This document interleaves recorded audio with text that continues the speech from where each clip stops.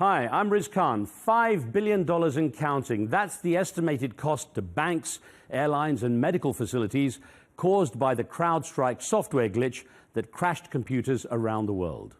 Harder to calculate is the cost of the chaos and misery caused to millions of people who missed urgent medical appointments, family reunions and financial deadlines. Cybercriminals were quick to exploit the disorder, posing as help centers for people affected by the outage, then stealing their data and emptying bank accounts. And yet the global meltdown was not caused by cybercriminals that people had originally feared, but by one of the world's biggest cybersecurity companies, whose business is to actually protect the online network. But suppose it had been the work of hackers or state saboteurs, what ransom would they have demanded? Organizers of the Paris Olympics have spent a fortune trying to protect against an onslaught of cyber attacks designed to disrupt the games. Well, as the world now contemplates the consequences of connectivity, a number of essential questions have risen to the top of the agenda of those fighting the hackers and digital thieves. How vulnerable are we to cybercrime? Who are the people working to exploit lapses in online security? Will the CrowdStrike event provide a wake-up call to the online community? What can governments, businesses, and individuals do to protect against cyber attacks? And are scenes of digital destruction and global mayhem still confined to Hollywood movies, or are they becoming a reality? In this episode, we'll get inside the mind of a super hacker who has turned his talents against the cyber gangs. And a senior US intelligence officer tells us how Russian cyber spies are using AI to cause chaos worldwide, with the presidential election in their sights. First up is Lance James, a hacker turned cybersecurity expert. He uncovered the Zeus virus, which stole more than $100 million from users of infected computers. Through his digital detective work, he's become known as a cyber Sherlock Holmes. When I met him in New York, he shared insights on a dark and dangerous world that few of us know, but a world to which all of us are vulnerable.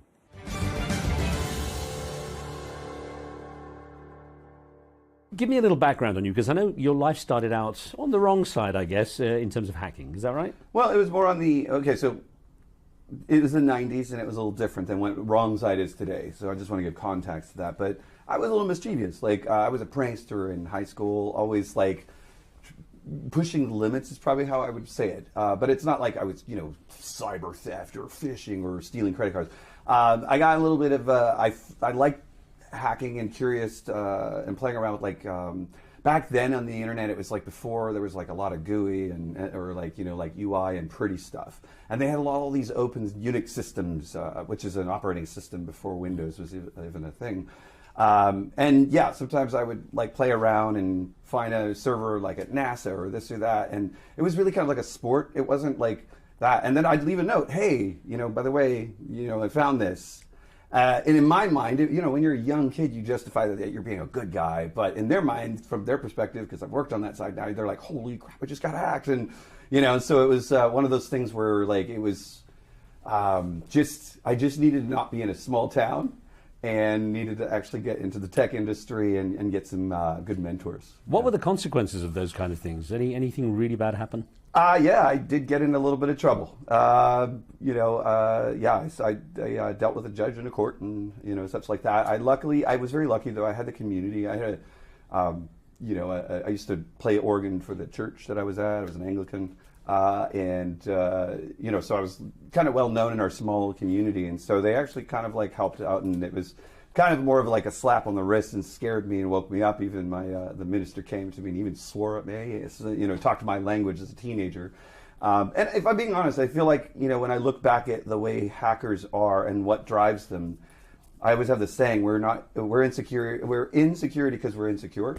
And I look back at my life, and I've seen this even in patterns today because I track bad guys or, hackers, and we've even helped some of them get on the right path, is that it comes down to kind of some people are drugs and alcohol for adrenaline, or this feeling of dopamine. And for mine, it was an adrenaline thing. It was and I wanted to fit in. I wanted to look like a magician. I wanted to look like I was cool, right? And it got, it got carried away. I didn't, and it's easier to disassociate and not realize you're committing a crime or doing something dumb. And that's challenging sometimes when you're young. So when did you leave the dark side and go to the force? I'd always call it gray. It wasn't fully, but it was grayish. The gray side. You know, I did it with a smile. I wanted to always. The idea back then was the reason why I'd leave notes is I was trying to get a job in my mind. I thought it would get me to the good side of it, and I was, you know, in high school. Like, what did I know, right? And so, like, actually, ironically, when I was finishing up the court stuff, the judge said, "Hey, if you can do yourself a favor and get the heck out of this town, you belong in like someplace like California." And so I immediately moved to San Diego. And I actually focused on two things: my music work, just because, you know, you're young, and why not try that out? Because I was a trained violinist, piano, all my life, and then I got a tech job. Literally my first tech job. I literally met the guy outside of my hotel, and it just happened to be synchronicity. And he's like, "I'll pick you up tomorrow, $15 an hour," and, you know, it started from there. So yeah. And how did it develop? Because you ended up doing you have ended up doing some really cool stuff. Let's get first on to dealing with the hacking. What kind of things happened there in terms of what you had to deal with? Ironically, after all of that stuff, I actually really focused on like trying to stop bad guys working. So I started building relationships with like the FBI and the NCA and a few different law enforcement organizations early, right? And some of the big ones, I worked Russia for a long time. Between 2001 and 2011, I really kind of focused around Russian malware and theft and espionage cases, right? There was one that there's a very famous in our circles, and depending on the audience, but like some of the cybersecurity folks out there in the audience will know the term Zeus malware, and Zeus is like the famous one. I discovered that in 2006, did the first reverse engineering of it, and it was stealing bank info from like, you know, thousands and thousands of people, you know, and then it was like, we're actually more like hundreds of thousands. It was doing not just banks, governments in all different countries. But in 2002, 2003, I actually discovered this malware that people didn't know how deep the Russians were going originally then. Cybercrime was just starting to kind of get on the verge here, and I discovered this thing called Burbu. It was a different kind of malware, and I had also found and partnered with the internet provider and say, "Hey, I'll solve this case for you, but you got to send me those hard drives. I want to look at and it was a home base where these guys were interoperating and communicating. So it gave me an advantage very early to see these Russians talking to each other. And that was kind of like the real start of like, wow, this is exciting stuff. And no one knew that they had laid themselves into some serious government networks. So of course, there's a lot of talk. That's in 2002. Well, there's a lot of talk about state-sponsored hacking and so on. So when you say the Russians, are you talking about government or are you talking about individuals? Yeah, so that gets a little funny, right? Today things have changed, but so how it worked, I had pictures of the people that were involved, because remember, I had access to the hard drives that were their home base. So they did a lot of bragging. There was money involved, but Russia's had a complicated history in the you know, after the fall, like you know, Gorbachev and everything like this, the Cold War was ending. But in a weird way, and this is, you know, just the politics of it, is that the West, you know, America promised to help them with democracy. And in the reality, we probably went in for about a year or two and then just bounced out. You know, we won by attrition, and that was really, I think, the thing. We didn't follow through. And so, at least in America, didn't follow through on that side. And so what happened is then Russia started kind of having KGB became the mafia. Like it became like people were in breadlines, people that were scientists and computer people and all this stuff. Everything was hurting their country. What happens when poverty happens? Crime occurs, right? Like if you want to quote Nietzsche, right? So like essentially, these 17-year-olds that were good at these young kids, the mafia would then put pressure on them to pretty much break in and build malware and break into these systems. So, you know, the kids would get a lot of money, and so there was a money side of it. There would be these phishing sites or these dark web type, before they called it dark web sites. They were anti-Semitic, they had Nazi signs, and they'd say, "In fraud we trust." So it was both business and national security stuff. For instance, think about it like as there was opportunity. So when I think of national security, I think it's mission-oriented, advanced. This back then it was closer to like opportunistic. No one had the military set up just yet. It was still falling apart, and so it was a process. So it was the KGB's like corruption was pretty much using this because they needed money. And so they went after money, but it's still a government operation. It just isn't what we would call national security the same way today. So play on in God we trust, in fraud we trust. Fraud we trust. Lance, what scale is the kind of cybercrime? I mean, we talking billions? Yes. Unfortunately, so when I was doing all the early stuff, it was just starting out. So you could actually manage big cases and like actually do things. And then now it's you know, we this will get into even AI, but like we can what has happened is there's like a pyramid of like distribution, meaning it's like kind of like any supply chain. You have the creators of a technology at the top, and then they sell that technology, and then people then use, and then it becomes service. In the cybercrime world now, back in the old days, it'd be like one group makes the software, they also do this, maybe there's like this. Now it's pretty much a do-it-yourself kits. So I can go online and buy a piece of ransomware without having to be technical at all, just because I'm upset with a company that I used to work at or something, right? And maybe they left their password still the same and I could get in. And that's the problem now, is it went from like pretty much like one-offs, you know, here and there, very advanced, sophisticated groups, to those advanced people realizing if I just write this code and give it to many people, those many people will service this. I'm not really breaking the law in my mind, and that's an iffy area that we've had to deal with, is if you write malware code, is that breaking the law, right? And then you'd have just all these opportunistic actors that are now going out, and it's become a frenzy. There's the same question as if I build a gun, am I responsible for someone shooting it? Correct. Yeah. So interesting thing is, I mean, the issue of when we talked over the years, you were often dealing with ransomware crimes. Give me some examples to those that you can talk to of the kind of things that happened. Well, so a lot of the times what I focus on is my background is strong in cryptography, right? And ransomware, the way it works. In 2013, the big ransomware that like kind of put itself on the mark, and then ransomware became the name.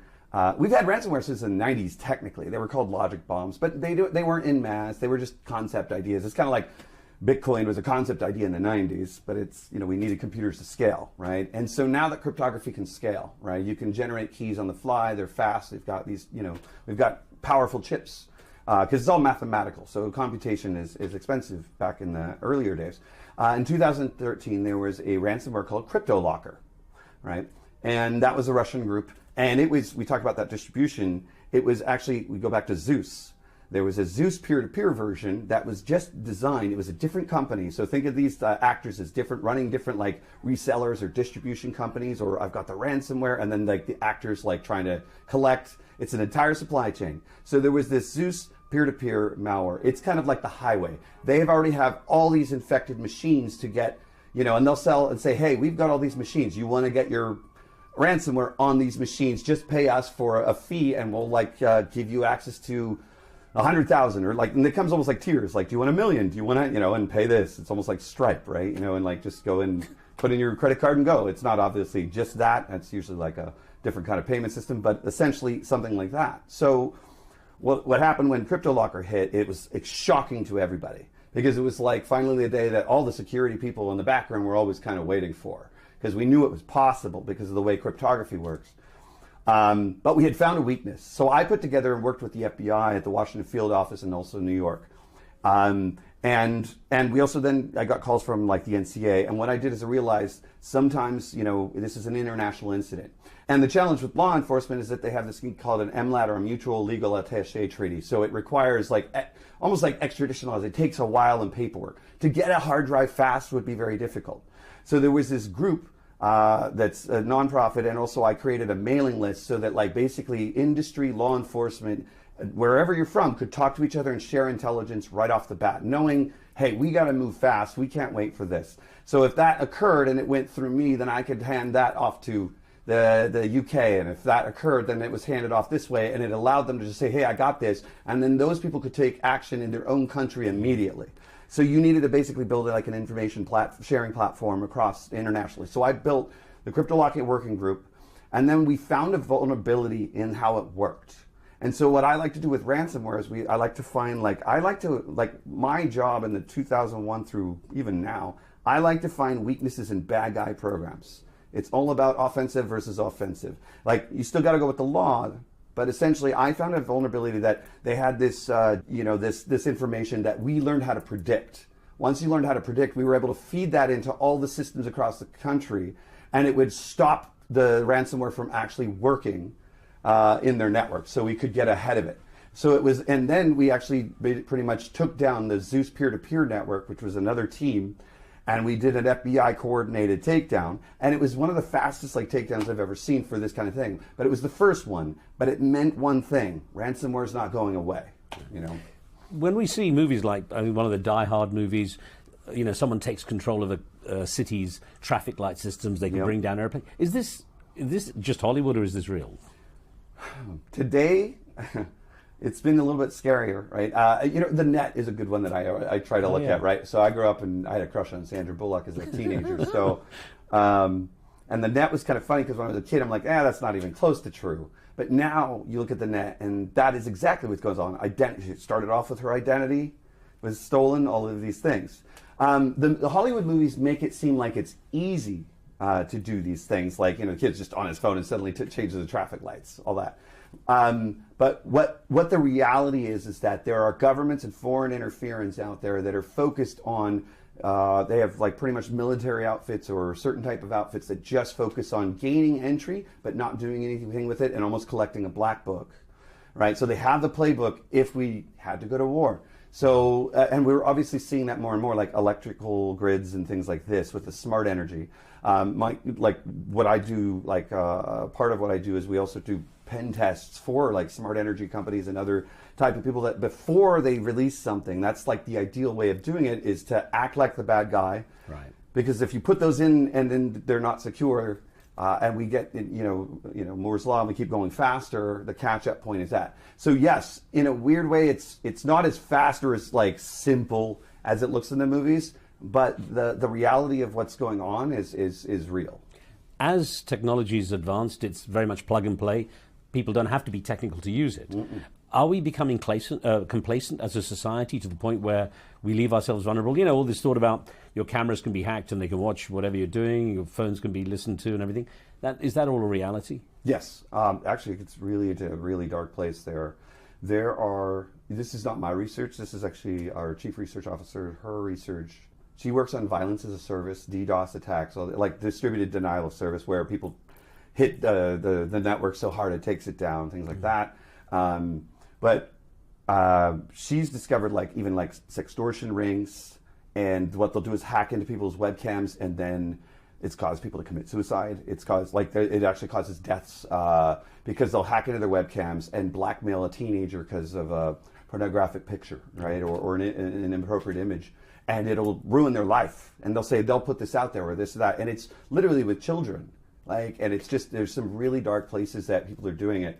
And that's the worst part, is it's teenagers doing this to other people in very awful ways, just malaligned teenagers that are not well, right? And so that goes from all the way to that to, yes, our governments can do this as well. But ironically, the attacks like that seem to be more in the child space, and which is really, really scary because they haven't grown up yet, and unfortunately, the activities there have been pretty dark. So, is it easy for individuals to protect themselves? No, I'm going to be honest. I want to say yes, right? I want to truly say yes, but that's the heartbreaking about our problem about my job and all of our jobs, because it is a collective, right? There are these frustrating moments. Right? In some aspects, it's easy in my mind. I'm a tech guy, and I'll write up code and go, why didn't we do this? And it might be one problem, and it's that's easy. But it's not that easy. It actually takes a certain type of thinking. You have to look at it a certain way, and it requires all the experience and maybe more that I have and other people on a team, right? For people at home, it's harder. I will say that iPhones are doing a better job than I'd say Android, because Android is more almost the operating system is a little bit more free and heterogeneous, and so you have more variables that could change. Whereas a homogeneous network like Apple, where it's this is this way, this is the same way, it pretty much, you can coordinate that security profile, right? It is the best way to say it. But it is not easy. Even it's tough. I'm a security guy, and I always joke. I said, "What's the easiest thing to do to a thief? Steal from them, right?" And sometimes I joke because I'm the guy that's probably has my door unlocked once in a while here and that, right? Because we're staring so much at everybody else's problem, right? There are things you can do, However, like and stuff, and it really comes down to kind of just being mindful and aware. But it's a bit of a rabbit hole. I wish there was better technologies for just generic homes. For instance, like kids. We have technologies that protect these enterprises from a good portion of attacks. That same technology could be used in your home to control their iPad that you put your kids on that play Roblox or whatever that game's called, or this or that, where you could turn it off for a bit, or you could have like a, kind of security protocols or a profile in it so it locks it, and monitoring for your kids so that you know if they're, and today with AI, you can actually use it to figure out if there's someone over age talking to your child or certain terminologies. Some people may have a debate on privacy, but I'm like, I will protect my children at all costs underage over worrying about their privacy. You know what I mean? So like, that's the reality. I think most parents feel the same way. And so I wish there was more technology in that direction. It's just not very usable, or it's not standardized, or it's expensive. Now you use the two magic and yet scary letters, AI, because that's totally dominating the space in discussion now. Yeah. Just first of all, let's start with a nutshell description: threat or a friend? Both. The beautiful thing about AI, and I think the thing that people don't really understand, is it is the first time in our history that we could speak any language we want, a human language, to a computer, and it will understand exactly what we want or need, and it will speak back to us in that language or in another language. What I mean by this is that, to write code to a computer requires a human to learn the code, do this and that, and then it goes, and then it puts it in binary numbers, and it crunches it, and then it runs that, and that's a whole process, right? And then over the years, we've gotten to like certain computer programming languages that are higher level, so it's easier to buy in, and anybody can do, like, there's a language called Python that you could start learning tomorrow, and in 3 months you'd be pretty proficient with it, because it's abstracted a lot of the complications away from old school computing, right? The memory and all the crazy stuff. But today you can literally, pretty much AI. Like I was talking to someone in Arabic using AI to do it instead of Google Translate. Translate's like a legacy translator. And my friend saw the message. He goes, "I can hear your voice in this. It's some pretty impressive Arabic." And the reason why is, let me break down what AI is about. AI is what's called a large language model. And what it has done is essentially we've trained it on all of our language, both in many different languages. So it's a math problem that statistically can figure out how to speak, essentially, and think that we do. And ironically, I found some of the services like ChatGPT to be even more mindful than we are, more thoughtful. I thought it was rather funny. So basically, Lance, what's happening is it's your voice, the sound. It can mimic the sound of your voice in another language. Is that correct? It can do that. So yes, it could. There are many pieces of AI, and let's talk about the things. There's the ChatGPT, which is you type or talk, like, and it turns it into text, and then it can pretty much that model is what's important. Is that breakthrough is that you can then train it on that algorithm can then also do vocals, it can do this, but it learns language and patterns of language. So it learns how to predict future human behavior, essentially. But it does it at faster speeds than we are. So if it's good or bad, it's both. For instance, I can use it to write ransomware, and I could also use it to defend against ransomware. So it is actually, it's almost like it's a double-edged sword, but it's moved us up just a notch. But it's now like the speed of the fight and the arms race, the back and forth, is going to just be faster. So is it making humans redundant? Is your job going on the line as a result? Absolutely not. It's actually making my job better. And I'll tell you why. I can code 50% faster because I'm not staring at Stack Overflow, which is a site for like finding a bug or how do you do this, and it's like a Google for coders. I can literally, like, it's built into the side chat of my code, and I select a piece of code and I say fix this, and it literally just fixes it. I don't have to wrestle with creating anymore. And for the engineering artist that's very picky about that, maybe they'll fear it.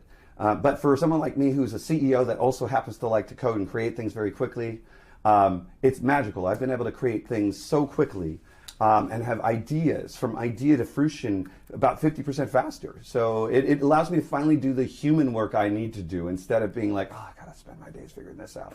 On the issue of AI, I've been hearing stories more and more about people being scammed, where voices are copied. People, one person I know had, their daughter's voice mimicked so well that that person just gave up money thinking their daughter had been in an accident. I mean, it's pretty horrible stuff, scamming an older person in this case. But it's even being used in a broader sense, because recently there was Joe Biden, a robocall going out with Joe Biden's voice created by AI, saying not to take a particular vote. So take me through that. Yes. So what's scary is it's called AI voice cloning, right? Even Apple promotes it. You have the new M2s, and it'll let you train your voice, and you can type your speech, and it'll have your voice in it, and which is kind of scary. Yeah.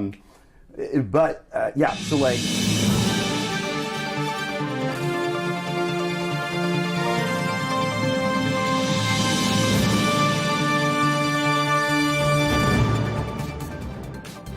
Hello there and welcome to Global News Today, bringing you exclusive insights and fresh perspectives from leading experts and influential decision makers every weekday here on Al Arabiya News. I'm Rosanna Lockwood. Coming up on the show, the US election debate between Donald Trump and Kamala Harris takes place later today. We'll get word from our correspondent on what to expect. And to size up their strategies, we'll have our own debate between former senior advisors to both Biden and Trump. My special guest on the show, former US Defense Secretary and former CIA Director Leon Panetta, shares his take on the biggest threats facing America. And how much do polls predict the future? Donald Trump's presidential campaign pollster joins us for a deep dive.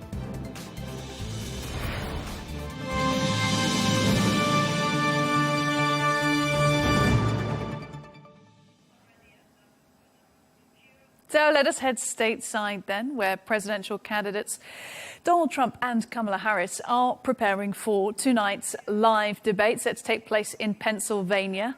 A high-stakes contest for both candidates in front of a TV audience of millions. For Trump, it'll be his second face-off in less than 3 months, of course, after he took on Joe Biden back in June. And you'll remember that Biden actually dropped his re-election bid just a few weeks later. Our correspondent, Nick Harper, joins us live now from Washington, D.C. with the latest. We will be coming to him very shortly to get a bit of analysis on the way that this debate could shape the way that people vote. Of course, everyone in the world is going to be watching this, not only in the US, but let's see what the US has to say about it. Cross live now to Nick, who joins us in DC. Hi, Nick. Thanks so much. You know, with the polls tightening, how important is tonight's debate? Yeah, Rosanna, undoubtedly incredibly important for both candidates. Those polls have been tightening, potentially just 1 percentage point separating Donald Trump from Kamala Harris. He has that slight edge, but they know that during that 90-minute debate tonight, they will need to sell themselves to the American public. It'll be the voters out there who'll be watching in their millions, and ultimately they will decide who they feel has been the better performer during the course of the debate.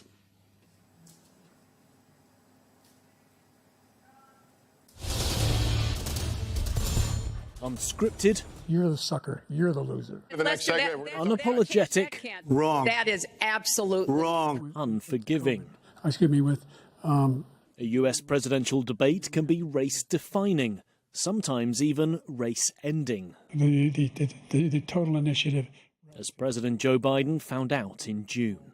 I really don't know what he said at the end of that sentence. I don't think he knows what he said either. Traditionally, political science research suggests that at least general election debates aren't all that consequential. And now we have one that's hugely consequential. Following Biden's withdrawal, analysts expect millions more to tune in to this debate, perhaps breaking the record 84 million that watched Donald Trump and Hillary Clinton in 2016. Trump will likely attack Kamala Harris's changing stance on issues like fracking and border security. She'll have to defend Biden administration policies, while also setting herself apart from the outgoing president. And she'll need to provide more policy details after remaining light on specifics. But for voters, it's not just about policy. They'll also be assessing personality and watching out for feisty exchanges that could become viral moments. You have two very similar candidates in how they approach debate. Both of them like to get under the skin of the other one. Harris, of course, is a prosecutor, and when she was prosecutor, the other prosecutors would watch her. She was that good. And of course, Donald Trump loves to get under other people's skin. He likes to interrupt them, and he just really likes to call them out on a number of different things. This time, Trump is at a disadvantage when it comes to one major issue: age. With Biden not running, Trump is now the oldest candidate on the debate stage. His 78 years are likely to draw a contrast to Harris's 59 years. After weeks of back and forth and uncertainty about this debate even happening, the candidates are now ready for what could be the most consequential showdown of their career. Nick Harper, Al Arabiya English, Washington. So they'll be looking to set themselves apart from their rival, of course, Donald Trump. He's no stranger to presidential debates. This will be his 7th. That's the most of any candidate in US history. Kamala Harris, though, she will have to define herself to voters tonight. She's remained largely out of the spotlight in recent weeks. That will all change this evening. And of course, Rosanna, they'll be trying to avoid any of those viral moments, any of those gaffes, any of those things that could form a lasting bad impression amongst the voters out there watching. Indeed, Nick. Trump's something of an old hand when it comes to these debates now. Hey, look, the debate is being held in Pennsylvania. Talk to us about the significance of that. Yeah, that's right. I mean, this is one of the 7 swing states in this election, but in many ways, it's perhaps the most important of all the 7. Both campaigns have said that it could potentially come down to Pennsylvania. Whoever wins it could go on to win the White House. And over the last 2 election cycles, whichever candidate has won Pennsylvania has gone on to win the White House. So in 2016, Donald Trump won the state and he won the White House. In 2020, Joe Biden flipped it back to the Democrats and then won the presidential election. In terms of the Democrats, no presidential has not won Pennsylvania since 1948 and also won the White House. It is crucial for Kamala Harris. It's part of that blue wall with Michigan and Wisconsin. She knows that it could be the defining state for her. And in many ways, it is already very, very close. Opinion polls suggesting that she has a razor-thin edge on Donald Trump when it comes to voters in that battleground state. Indeed. And, you know, Harris has come in for quite some criticism about not having clear policy. So she's actually been laying out this quote-unquote new way forward policy platform. Is that going to help her going into the debate?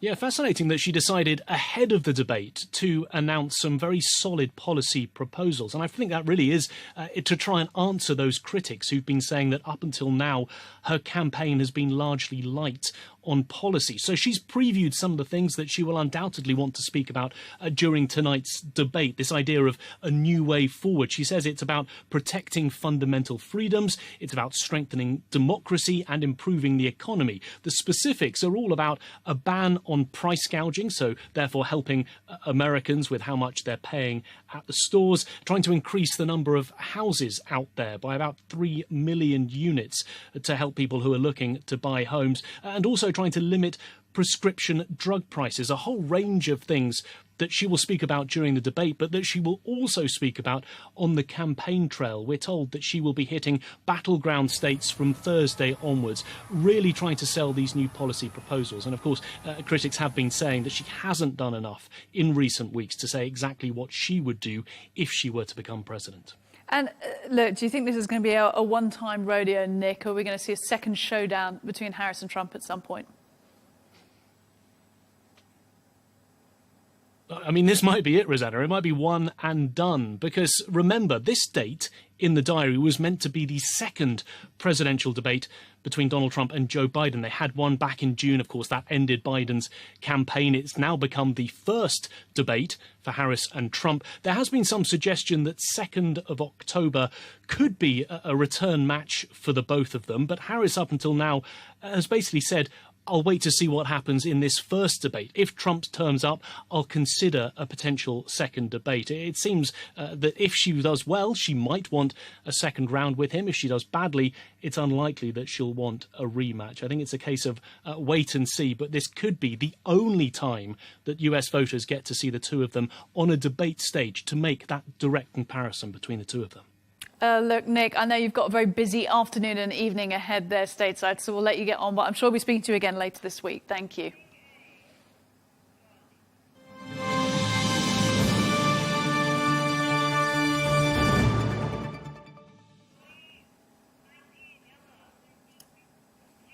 well, to size up the chances of both candidates. I'm now joined by former senior advisor to President Biden and close friend of Biden, Moe Vela, and the Chief Director of Communications for America First Policy Institute and former Strategic Communications Director for the Trump-Pence 2020 campaign, Marc Lotter. Gentlemen, great to have you both this evening as we look ahead to this debate. No better minds to talk to then about communications strategy, how these two might be advisable heading in. So let's start there by preparation. There's been quite a lot of chat about this, about how Harris might be preparing to face Trump and vice versa. Mark, I'll come to you first, if you don't mind, because there's a lot of analysis that Trump doesn't actually prepare much for these debates. He kind of shoots from the hip. Is that true? You know, listen, I think it's fair to say that their contrasting styles are quite dramatic. And I think the American electorate and, frankly, the world that we'll be watching tonight will see two very different styles, Rosanna. And I think we'll get two very different visions for how this country will be led and how our democracy will thrive and survive moving forward. So I look to see contrast, different styles. So no, I don't think he doesn't prepare. Let's put it that way. If he didn't prepare, I would find it foolish. Well, let's ask somebody who actually worked on the Trump-Pence campaign. Mark, what about Trump's preparation style? Is it just that he has so much confidence, he thinks he can do it, or does he actually, is he amenable to advice? Well, generally speaking, he meets with his policy team. He meets with his policy advisors. But look, Donald Trump is out there every day talking to the media, answering their questions, even unfair media, which obviously Kamala Harris is too afraid to do. He's out there holding town halls. He's out there talking to the people. He's road testing the themes that he wants to hit on. But the one benefit that he has going into this debate is that people remember the success America had under Donald Trump. Things were cheaper, the border was secure, the world was safer, and because of Joe Biden and Kamala Harris, none of that is true today, and Kamala Harris doesn't even have an answer to how she's going to fix the problems that she created in the first place. Mo, I'm going to let you respond to that because I'll be whenever I do speak to Republican strategists, Republican communications people, I get a very clear line of approach. They say this is where Harris is failing, this is where Donald Trump succeeded. I mean, we just heard it there from Mark. Is that surely is a bit of a strategy for success in debating?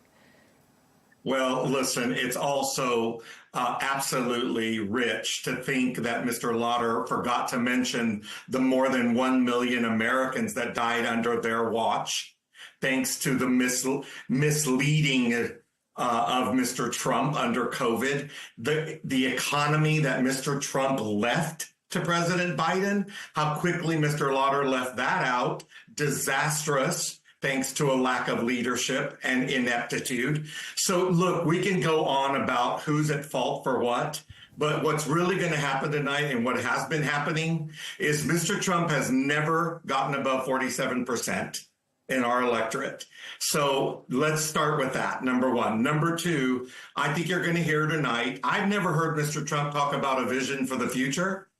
I don't know what Mr. Lotter is referencing. Ms. Harris at least is talking about how she wants to move our country forward.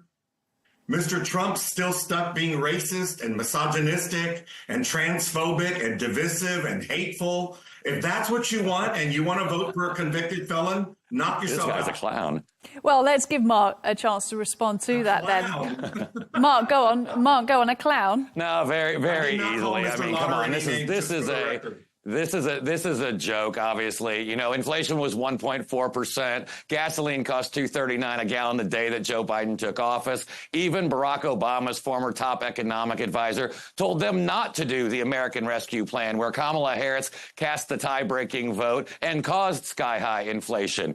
The first 100 days, Kamala Harris, Joe Biden took 100 executive actions to undo the border security that was brought by Donald Trump. Donald Trump is talking about bringing back America to the America First policies that worked and actually keep moving forward. And we don't need Venezuelan and Chinese price controls to do it. Go on, Mo. Sir, you can call me names, but I'm not going to stoop to that low, trashy level. But here are the facts. Inflation is down and gas prices are below $3. I know you don't like the facts and the truth, Border crossings Still $1 more are than down it was when you took 50%. office. Let's talk about facts and the truth. Stop lying to the people. Stop lying. I'm not lying. You don't like it. Look, I'm beginning Sir, I just told you the truth. I'm beginning to think I know what the ABC moderator is going to feel like tonight, trying to hear both sides as you guys are going at it. Look, it is good to hear both of your one side sides. calls the other side names, Rosanna. Let's just be clear. Well, there is that, Mo, which is the sort of the going low strategy. And previously Democrats, and it's sort of the same with progressives and liberals worldwide, say they're not going to go low to go high. They're not going to stoop that way. But is that something that should be in Kamala Harris's arsenal, really, if Trump does that? I don't think she needs to go low. Again, I repeat the facts. Mr. Trump has never received more than 47% of the vote in this country. That is not enough to win. And I would just keep going on where she's headed with telling our American people how she will lead, that she will lead with compassion and grace and intelligence and integrity. You have a prosecutor versus a convicted felon. This is a no-brainer. Anybody who's okay with voting for a convicted felon, they need to answer to their God and to their own conscience. That's their thing. But don't think we're going to forget who you voted for either. So there is a way to sort of go low to go high if you do it in a delicate way, potentially. I mean, Mark, just listening to you there talking about the lack of vision and the accusations that Harris has no policy platform. I'm hearing that a lot. Mo alleging there that Trump really has no future vision. What I am hearing a lot is that the US, this whole sort of strategy in politics of trashing America doesn't go down very well with the voters, with the electorate, quite understandably.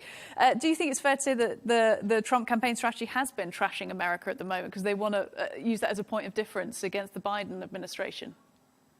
No, I think what they want to do is reflect reality. And here's the reality, is that people are struggling because they can't afford gas and groceries due to Kamala Harris and Joe Biden. They worry about the 12 million illegal immigrants that are unvetted that have been allowed into our country by Kamala Harris and Joe Biden. And none of those things have to be true. We do not have to have that going forward. And so you can get back to the Trump policies that had low prices, low energy prices, America's energy dominance, a secure border, and enemies who actually knew that we had a leader who meant business and not leadership where we have seen war break out in the Middle East, war rage again in Europe, and America pretty much just saying, well, you do you. Mo, is that fair? Absolutely not. And listen, your viewers are too smart to fall for that kind of ridiculous stuff. We've had enough of this here in America. We've had enough of the lies, the mistruths. Listen, the fact of the matter is that one of the two candidates, Ms. Harris, is representative, in my opinion, of what the values and principles are of this nation. Let me remind Mr. Lotter and your viewers around the world, Rosanna, America has been and it remains great. We don't need to make her great again the way Mr. Lotter and his colleagues want to do. We are great. We love this country. I love America. I'm proud to be an American. I'm sorry Mr. Lotter is not. And his Fega-MAGA. How dare you accuse me of not being proud to be an American? Sir, if you were proud to be an American, you would not get on a television performance like this and be denouncing everything about our country and how great she is. I'm not denouncing everything about our country. I'm talking about a better future for our country. Well, the better future would be in the hands of Ms. Harris. That is very obvious. She's not the future. She's the present, and it's a mess. It's in your fantastical mind, it may be a mess, but it's not a mess out here among real Americans, Mr. Lotter.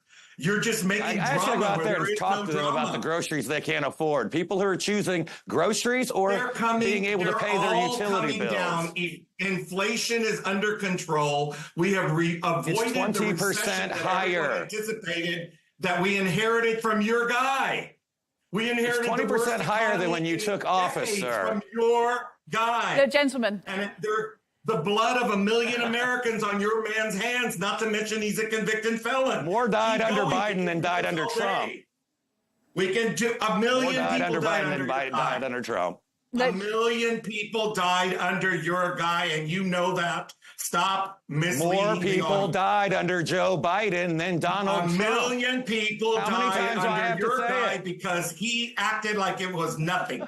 He played it down because he didn't want to get damaged politically, and you know that's true. We haven't even gotten to the insurrectionist aspect of your guy. Maybe we'll get to that, Mo. A few things to point out, though. I mean, this is an indictment, some would say, of the kind of the two-party democratic system where we see the cycling over, and you just see this kind of vitriol time and time again with the change of administration. It is possibly reflective of the state of public debate as well at the moment, and of course the debate that we're going to get coming up this evening. Let's talk about that. If you were advising them, Mark, I will come to you first. How would you be advising Trump right now to approach Harris? She's going to come in ready for this. She's got young. Some say she's got a sense of humor. She's got that prosecutorial background. What would you be saying to Trump? Well, the one thing I would tell him is remind the American people that it's not a new way forward. It is the current way forward. She is the representation of 4 more years of the failed Joe Biden policies that created the inflation, created the energy crisis, created the wide open border. People could afford gas and groceries when Donald Trump was in office, and the border was more secure. She cannot have it both ways. She is the vice president of the Biden-Harris administration, and she owns their record of failure. And just keep reminding people over and over again, they know the truth. So it's about focusing on the opponent rather than focusing on what you've got to offer. Is that what you're suggesting? Well, no, people understand, and that's why all the polls show that people trust Donald Trump more to deal with the economy, to deal with foreign relations, to deal with immigration. On every major issue that's on the minds of the American people, the polls consistently show the American people trust and support Donald Trump and his policies. So all you have to do is keep reminding them of it and reminding them that Kamala Harris is the reason why we are in the mess we're in to begin with. Mark, coming to you then, because let's be honest here, Trump is... Mark or Mo? To you, Mo, rather. Sorry, apologies. Let's talk about Donald Trump comes in prepared to these debates. I mean, prepared or not, he enjoys the spotlight. He's a champion debater, whether or not you like his tactics or his approach. So if you were advising Kamala this evening in Pennsylvania, what would you be saying to do in order to try and unseat him? Oh, I absolutely would be advising her to look as soon as he's done each time, because he lies. That's all he does is lie. And these folks just mislead and they make up stuff. So you just look over and do a one-liner real quickly and go, there you go again, Donald. You know, lying's a way of life for you, Donald. And then look in the camera and keep doing what she's doing, which is to tell the people in specific ways how you're going to address higher grocery prices and how we're going to bring them down by banning price gouging. What she's going to do to launch and empower small business startups, because we all know that's the backbone of the United States and our economy, and so on and so forth. One-liner, acknowledging the ridiculousness and senselessness of this man, how petty and trashy he is, get back to the camera, talk policy, talk specifics, talk about the future. That's what I would advise her to do. Bish, bash, bosh, as we say in the UK. There's some straightforward advice for Harris. Look, Mark, coming to you, let's talk about some of the sensitive points that Harris could indeed lob at Trump this evening. One of this being a couple of defectors, essentially, from the Republican Party. We've had the Cheneys, Liz Cheney, her father, of course, the former Vice President Dick Cheney, saying they wouldn't back Trump. They're influential Republicans. And then this evening we've learned that, or rather today, Scaramucci and Olivia Troy are going to be surrogates in the Democrat campaign. So they're kind of crossing that Rubicon across. If Harris sort of lobs that at Trump, how is he likely to respond?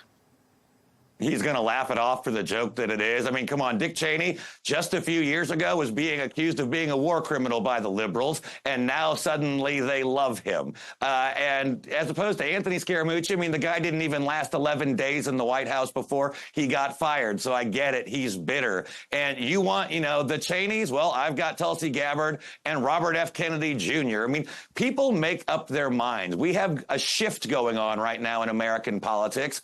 The Democrat Party has abandoned being the party of working men and women. They're the party of the elites. They're the party of the anti-Israel Semites, and they're the party of left-wing radicals. And so while we get more and more working class Americans, more black Americans, more Hispanic Americans into the Republican Party with the America First agenda, just keep reminding them over and over again, the people know that they are better off with Donald Trump, and that's why he continues to be leading in all of the polls. There you go, Mo. Party of the working man. What do you say to that? Oh, you know what? You just saw me break out in laughter. They are so anti-union and so anti-working man and woman in this country. It's not. I mean, it's a joke. I can't even believe this gentleman has the audacity to get on a television performance and even say something like that. It's so ridiculous. But listen, only one of us on this performance or going against one another here has served in the White House, and I've served twice. I understand the role of that would be two of us. I did too, sir. Oh, you better research. I worked for two vice presidents. I apologize, Mr. Lotter. I wasn't aware that you had worked in the White House. I genuinely apologize for that. I applaud your service. My only point was that I worked for two vice presidents and I know the role of the vice president. And I'm sure tonight, I hope she reminds the American people that when you are the vice president, you have a boss. Their name is president. And the final decisions on everything are in their hands, not yours. So that's number one. Number two, Rosanna, I just think, again, you can see even between Mr. Lotter and myself, they go low. They are constantly on the attack. They have their little 8 talking points. They're the same ones over and over. It's the same old tired playbook, like Ms. Harris says. If it's not her race, it's her gender. If it's not her intelligence level, it's her immigration platform. If it's not this, it's that. But not one time have they broken 47% in the electorate of the United States, because what they can't seem to grasp is that the majority of Americans, and by the way, Mr. Lotter, I am gay and I am Hispanic, and I promise you both of my communities will be majority supportive of Ms. Harris over your candidate. I promise you that. So you want to talk about Hispanics? You're talking to one. I've been leading in our community for 30 years. You want to debate about my culture and my community? Let's go at it. Bring it on. We're going to kick your butt in the Hispanic community, I promise you. We'll have to reserve that debate for another time because we're just shortly running out of time. But let's just wrap things up by asking you, I'll come to you, Mark, what does success look like to you from tonight's debate? I think just keep going back to the reality of the situation today, reminding people about how well things were going beforehand and saying that we can do this again.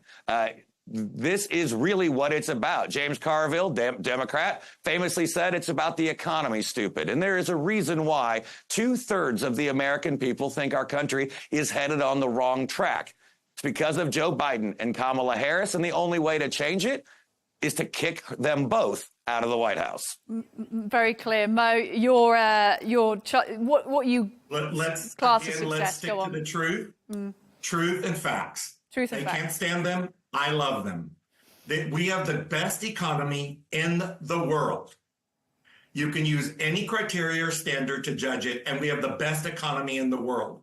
Are some prices still too high? Of course. Do they need to come down? Of course. She has a plan to do something about that.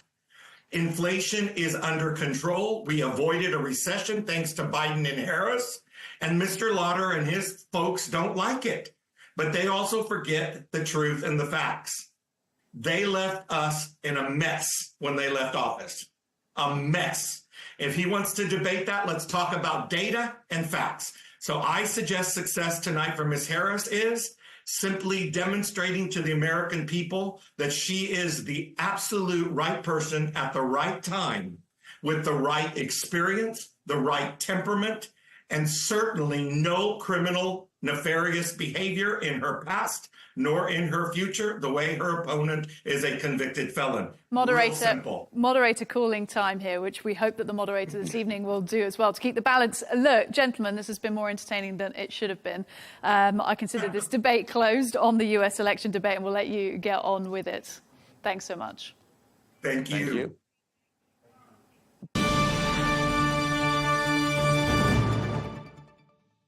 Well, it is no secret, of course, that Donald Trump and the US intelligence agencies don't really get along.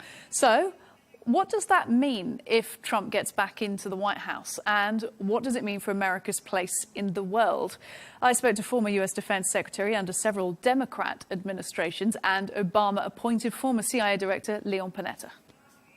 For more on this, I'm joined now from California by the former U.S. Defense Secretary and former Director of the CIA, Leon Panetta. Mr. Panetta, sir, thank you very much for your time. We, of course, would like to talk to you about the U.S. presidential election race. You've seen a few. How would you define this one? Well, from every perspective, it looks like it will be a very close race. And it probably come down to 6 or 7 states because of our electoral vote. It will be dependent on who's able to win those states. Right now, there's no question that the Harris campaign has some momentum and seems to be doing much better in terms of the polls. And so it looks like it's going to come down to the wire. The way we've had elections these last number of years, it's going to be very close and probably won't be decided until the last minute. Now, of course, you spoke recently at the Democratic National Convention. You have served in many Democrat administrations. So I do want to talk to you about Harris, how she ended up in the role, what her policies could be. But before we do that, let's talk about the alternative, which, of course, is another Trump presidency. What does that look like to you? Well, we certainly know from the 4 years that he was president, what his foreign policy will be or not be. He is somebody who basically proclaims that he has a policy of America first, almost a form of isolationism kind of approach, and that he would probably withdraw from a number of our alliances abroad. And so it's pretty clear that he would not exercise the kind of important world leadership that the United States has exercised going back to World War II. And in addition to that, he's somebody who operates pretty much by chaos and uncertainty. You're never quite sure what he will decide. You're never quite sure where he's going to come down on an issue. And the result is that there's a great deal of unpredictability with regards to U.S. policy. I'm glad you brought up foreign policy then. Let's stay with that, because you talk about fears about Trump withdrawing America from certain alignments. Are there multilateral organizations like, for example, the future of NATO you're concerned about? Very much. Look, I think we live in a very dangerous world right now. We've got the challenge from Russia, particularly what they're doing with Ukraine, going after a sovereign democracy. We have the challenge from China and their threat to go after Taiwan. We have North Korea, which is a nuclear-powered rogue nation in the world that threatens stability, particularly in the Pacific. We have Iran, which is very near developing a nuclear weapon and promotes instability in the Middle East. We have the situation, obviously, with the Middle East war with Hamas and Iran. And so there's a great deal of danger points in the world. And I think the most important way to deal with those danger points is for the United States to work with our allies to be able to develop our security approach in dealing with each of these threats. So world leadership by the United States is particularly important in a dangerous world. Who do you see as posing the biggest threat to America right now?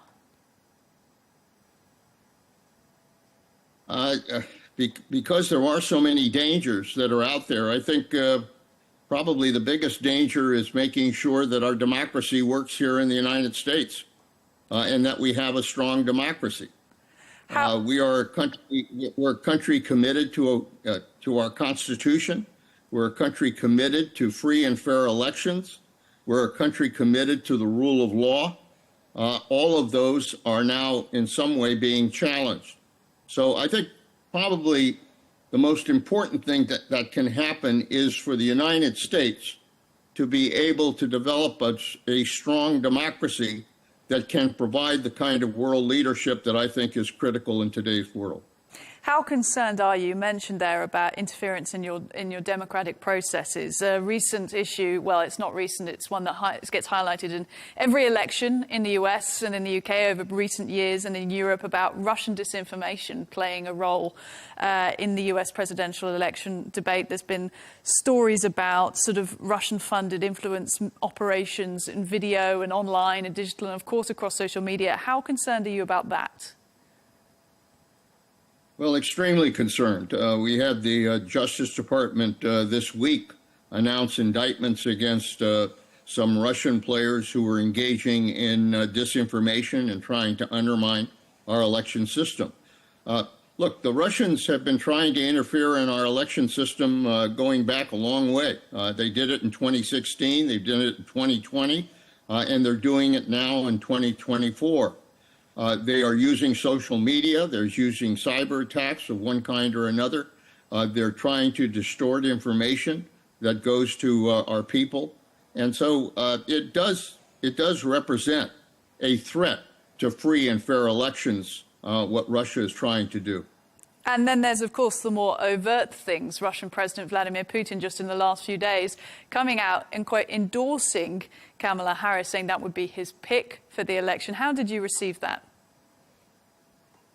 Well, I don't trust anything Putin says or does, and this is in line with that. It's pretty obvious he has a close relationship with Trump, supports Trump. He supported Trump in the past, and so, you know, having Putin just lie about who he's supporting right now, I think just further tells you that whatever Putin says or does cannot be trusted. So that's focusing a bit on outside influence into the US, protecting your democratic processes during this election. But let's think more again about that foreign policy, that outward-facing United States. Do you feel like the United States of America still has the same sort of global influence, the same legitimacy it had during your career in office? You know, there's various offices you held now. Well, I'm a believer in the United States as a strong world leader. That's a role that we have played going back to World War II. And every president of the United States, with the exception of Trump, believed strongly in the United States providing world leadership, working with our allies, whether it was in NATO, whether it's our allies in the Middle East, whether it's our allies in Asia, trying to build strong alliances so that we can work together to try to preserve peace in the world. That is an important role. I believe that the United States has to remain the strongest military power on the face of the earth, and that using that can also exercise diplomacy, working with our friends and our allies to be able to confront the challenges that we're facing, as I said, in a dangerous world. So I am a very strong believer in the importance of the United States providing world leadership. I think President Biden basically has brought the United States back into that role of world leadership, particularly pulling together NATO to come together in a way that would support Ukraine against Russia, but also working with our allies in the Middle East to try to hopefully see if we can bring some peace to that part of the world as well. Biden's policy on the war in Ukraine has been absolutely clear. The support has been unwavering. But when it comes to his foreign policy regarding, say, Iran, he's been criticized for being weak. Would you agree with that? Well, you know, it is very important to understand that Iran does represent a threat in the Middle East, going back a long way. I don't think it was helpful, frankly, to have Trump walk away from the nuclear agreement because it gave Iran a license to continue to enrich nuclear fuel and move towards developing a nuclear weapon. I do think that the United States, working with our allies, frankly, in that part of the world, working with the UAE, working with Saudi Arabia, working with other countries, that are concerned about Iran's influence. We need to develop a strong coalition in the Middle East that can confront Iran. That is something that I believe the United States has to do, working with our allies. Well, then let's talk about Kamala Harris picking up the baton, so to speak, from Biden. And if she does win election to the White House, do you think it will be a continuation of Biden's foreign policy, or does she have some departure points?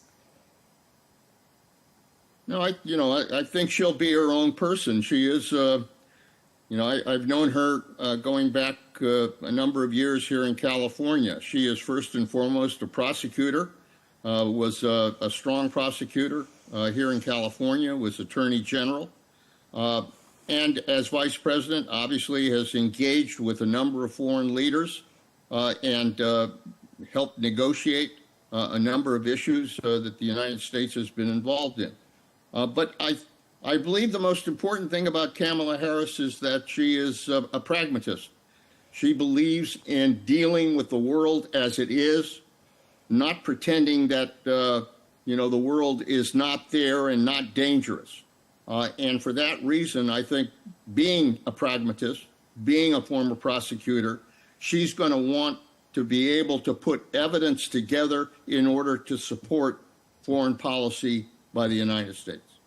And then how do you think she's going to approach the issue of Gaza and, that balance needed in the US for the election? Do you think she's had an assertive line on that? Do you think you've got a clear concept of her policy on that? Well, she announced a pretty clear policy in her speech at the convention, which was that obviously we have a bond with Israel and trying to support the existence of Israel. But at the same time, we also are committed to making sure that the Palestinians ultimately have a state of their own and ultimately are able to rule and govern themselves as a people. And so I think she's committed to those goals. I think that's where the United States is and should be. It's to try to see if we can do everything we can to try to develop a two-state solution that can help, hopefully, restore some kind of peace to the Middle East. Look, in terms of Kamala Harris and the way she came into the role, Biden, of course, stepping aside, making room for her in the recent weeks, how necessary was it for Biden to stand down, do you think? Well, I don't think there was any question that if he had remained in the race, that he would have been headed towards defeat, certain defeat. He did not perform well in the debate. It confirmed a lot of the worst suspicions about his ability to be able to perform the role of being president. I think once he decided, to his credit, that it was important to step down, it made a huge impact in terms of the politics here in the United States. Suddenly, instead of having two old individuals running for president, we suddenly had a 58, 59-year-old woman who represents, I think, kind of the future. And frankly, what the United States needs more than anything else is a newer generation of political leaders who can look to the future and not the past. What do you make then of criticism of Kamala Harris potentially not engaging with the media so much so far in this election race? Obviously Trump is always courting the media. We see him out there a lot. He speaks to lots of different rooms, lots of different journalists. There have been accusations that Harris just hasn't got out there. Well, I think you have to understand the media here will complain about everything, every way they can, if they don't feel like they're getting enough exposure to a particular candidate. But the reality is she's done interviews. She's going to do a debate. She's going to continue to do interviews. And she'll continue to make clear to the American people what her position is as we move towards the election. That's important. I think in our country, there is no way to avoid being ultimately transparent with the American people about who you are and what you represent. So I'm not worried about that. in terms of American politics. Do you think Harris regrets staunchly defending Biden's mental capacity, mental acuity, in just about sort of a month prior before he had to stand down?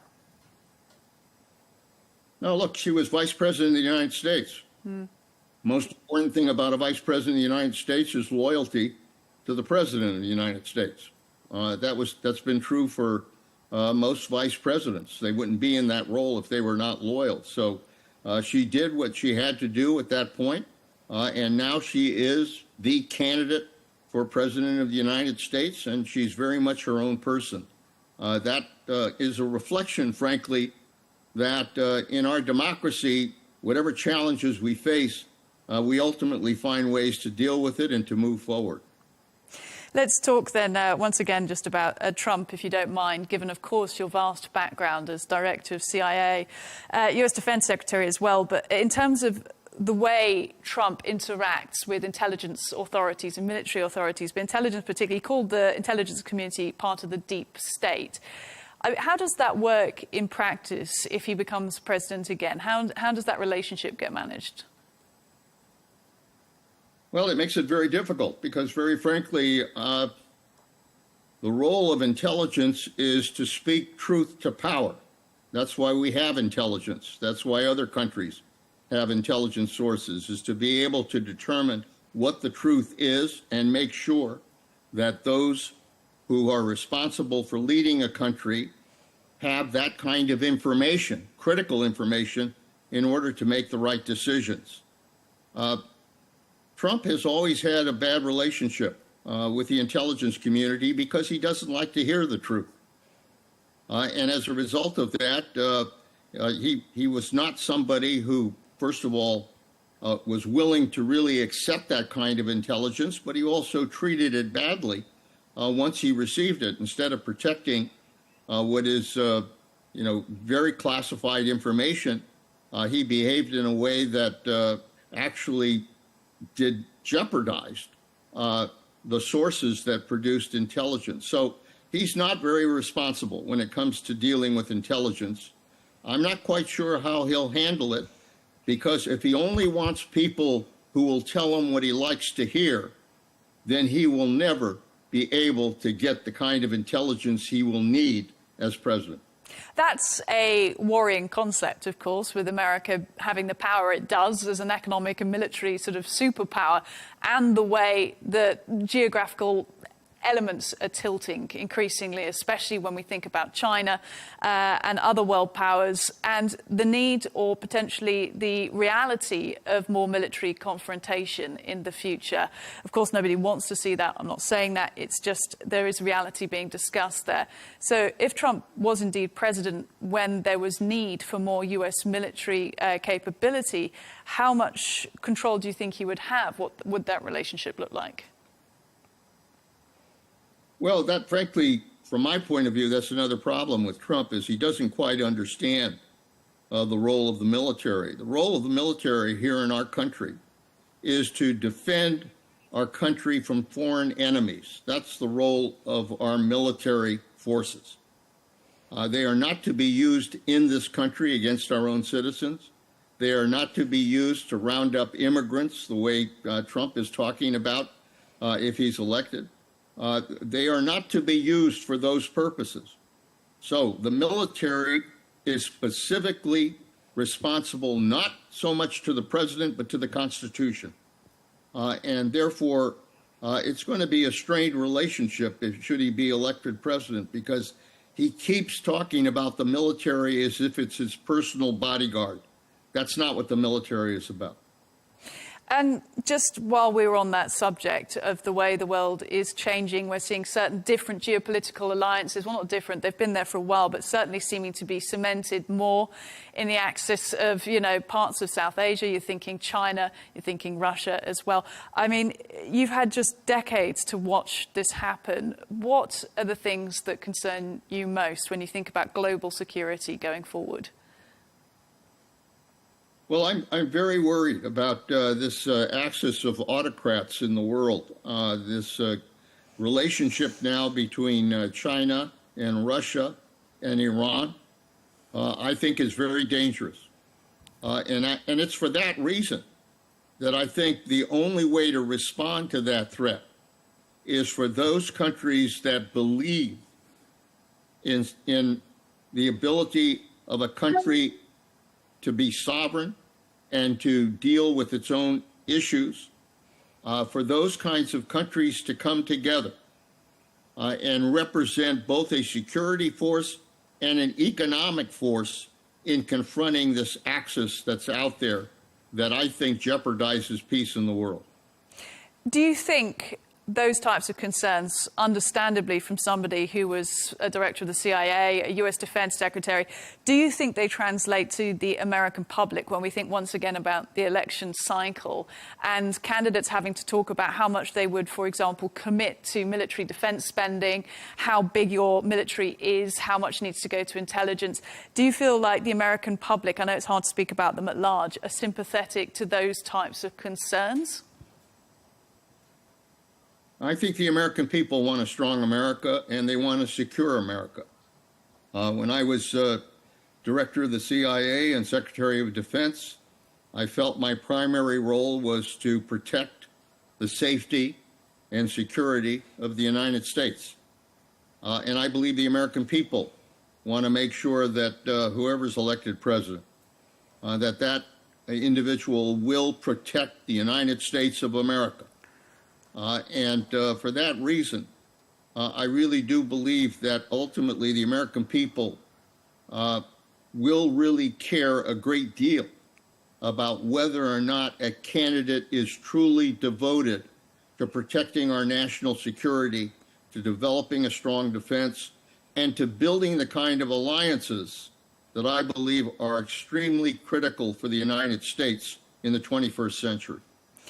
Now, thinking about that kind of the law and order aspect of this, and once again, from yourself, somebody in a sort of a CIA man, if you like, and somebody who believes in law and order, what does it feel like watching somebody who's now a convicted felon running for the US presidency?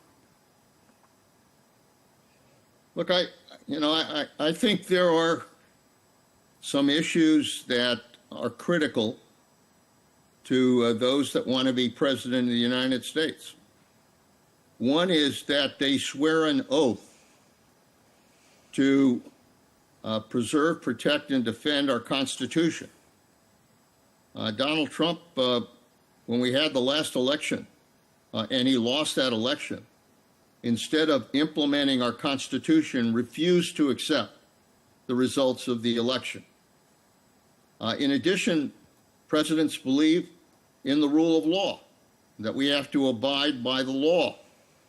That's critical. That's critical for democracy. It's critical for any country to have a system of laws that people respect. But he obviously doesn't pay a lot of attention to the laws, and it's for that reason that he's in so much trouble from one direction or another, is because he largely thinks that he can do whatever he wants.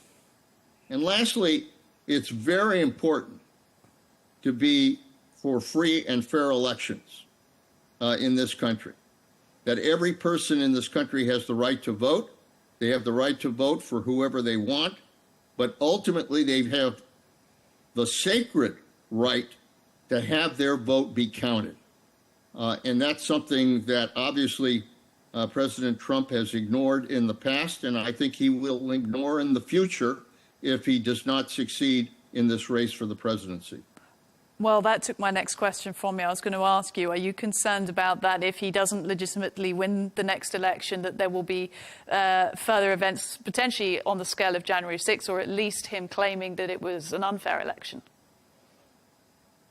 No, I worry about that a great deal. But, the thing about our democracy is, we are almost 250 years old.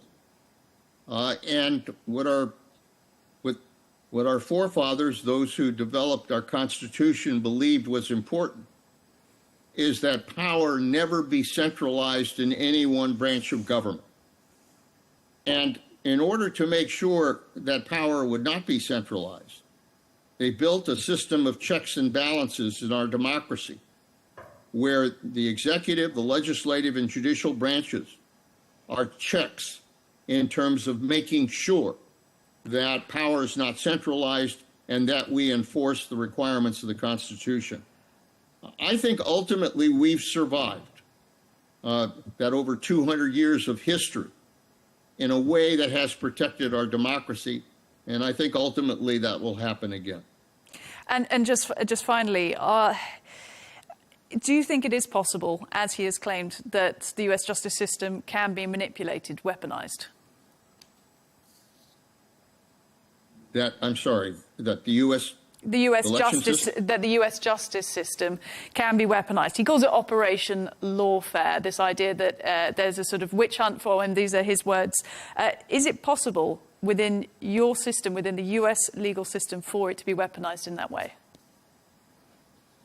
No, look, there are those that will make that effort to try to weaponize the judicial system. But the reality is there are too many checks and balances in our system. We have a lot of judges. We have a lot of courts. We have a legislative process. We have a system of checks and balances that make sure that ultimately we have to abide by the Constitution of our country. I have great faith in our ability to enforce the Constitution. Despite those that might try to undermine it, I think that there are a lot of people in this country who really do believe in our Constitution and the rule of law. Former US Defense Secretary, former Director of the CIA, Leon Panetta, thank you very much. Thank you very much. Still to come on the show, I'm going to speak to Donald Trump's presidential campaign pollster and the Republican strategist, John McLaughlin.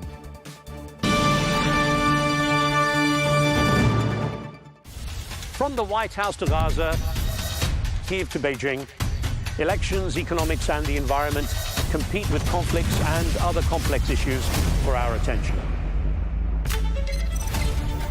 In an age of fake news, deepfake and artificial intelligence, they've got to have a vote and a say. It's important to look beyond the loudest voice to understand the truth. From newsmakers to groundbreakers, My campaign is going very well. Presidents, prime ministers, princes and peacemakers, and cultural tastemakers. As Arabs, as Middle Eastern, we're too emotional. Join me on The Riz Khan Show for empowering conversation.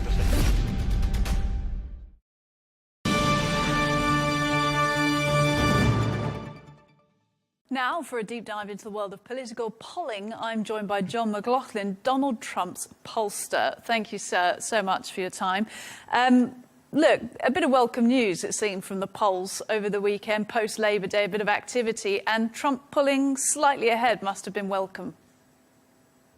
Yes. Well, we already had a poll that we did for Gingrich 360 that was published last week, where Donald Trump was winning by 2%.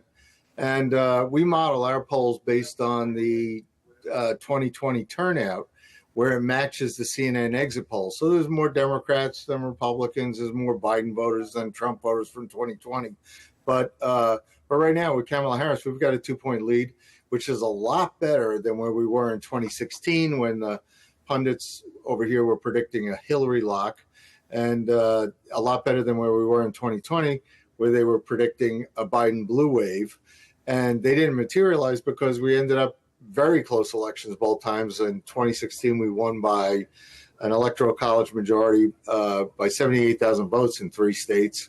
And in 2020, the final count of 160 million voters, Joe Biden was able to win by 44,000 votes in 3 states, 11,000 in Georgia, 11,000 in Arizona, and 20,000 in roughly 20,000 in Wisconsin. So this time to be ahead by 2 points in the national vote, to be winning in the battleground states and the key states, like the Real Clear Politics average of media polls has Trump at 287 electoral votes today, where we need 270 to win. But it's all very close. It's all in the margin of error. And it's a great setup for tonight's debate on ABC, which will be very important to both campaigns, because a lot of people know they were better off with Donald Trump as president, where inflation was low, prices were low, There was plenty of energy and gas, et cetera. Crime was down, the border was secure, and we didn't have endless wars to worry about because, Russia wasn't going to attack Ukraine when he was president, and the Middle East was calm at that point. So, and they were making progress with the Abraham Accords. So the world was a better place under Donald Trump. And, the job is tonight with Kamala Harris is to point out that she's partners with Joe Biden over the last 4 years of failure in the United States, that she is his loyal vice president who has supported all his policies, whether it's inflationary spending, whether it's the surrender of Afghanistan, whether it's open borders. I mean, she is really, she's got a lot of explaining to do tonight. And look, I hear your point about some of these situations not being that way when Trump was in power. The Ukraine war wasn't happening. The current situation in Gaza, as you said there, that sparked up last year, about a year ago from now, in fact. But as with politicians saying that the economy is not their fault because the Ukraine war happened and COVID happened, do you think it's also right that politicians can claim successes off the fact that certain things didn't happen in their time? Because it's not all down to the US and who's the president, what's happening elsewhere in the world. Well, this story's been reported. I saw after I was in Europe working for some clients, and I flew back to the United States after Russia invaded Ukraine. And, I saw President Trump in Mar-a-Lago, and he's talked about this. He said, this wouldn't have happened if I was president. I said, oh, really? And he said, yes. He says, we had intelligence that Vladimir Putin was massing his troops at the border of Ukraine. And he said he called them up and he told them, don't do it. And Putin didn't. And so you had a different kind of leadership. You had somebody who was willing to make a strong stand so that our enemies knew it. I mean, look at the Middle East. We had an oil embargo on Iran, and Iran, didn't have the money they needed to promote terrorism around the Middle East. And now they've gotten billions of dollars by selling oil because Biden and Kamala Harris don't enforce the sanctions. So we could have brought Iran to the table. We could have prevented the war in Ukraine. And certainly Kamala Harris, as Joe Biden's vice president, when you're talking about inflation, she cast the deciding vote in the U.S. Senate on a 50-50 tie to pass a $1.9 trillion spending package that was euphemistically called the Inflation Reduction Act. We didn't have the money. All it did was add to the debt and the national deficit. And, that triggered the inflation. And you could see in polls on our website, on McLaughlinonline.com, you could see that that's when the two factors of inflation kicking in and the surrender of Afghanistan, that's when Donald Trump passed Joe Biden in the national polls. And she's as much responsible for those policies as Joe Biden. Yeah, let's talk about some of the policies that you think are going to play absolutely key in this election race. I mean, by all accounts, it seems to be that immigration and the economy are looming large. Is that correct? Yes. I mean, if you ask American voters what the top issue is that would decide their vote for president, it's definitely inflation, the economy specifically. Also, a lot of voters do care about immigration and border security.